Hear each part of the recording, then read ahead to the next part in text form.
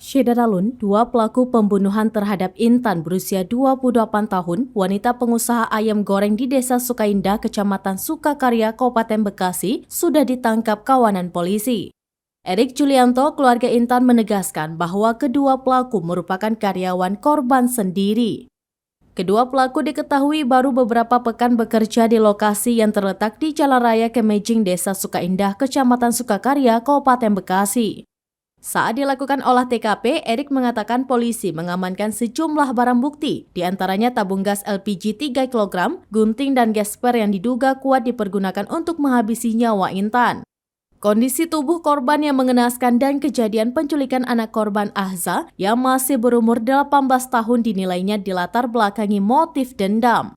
Beruntung, Ahza ditemukan dalam kondisi selamat di pos satpam yang tak jauh dari tempat kedua pelaku saat diringkus polisi. Sebelumnya, Intan berusia 28 tahun, seorang wanita pengusaha kedai ayam goreng The Kriuk, ditemukan tewas di dalam ruko Jalan Raya Kemejing, Desa Sukaindah, Kecamatan Sukakarya, Kabupaten Bekasi, Jawa Barat pada Kamis 16 Februari 2023 lalu. Ia ditemukan oleh suaminya tergeletak bersimbah darah di bagian belakang ruko yang pintunya digembok dari luar.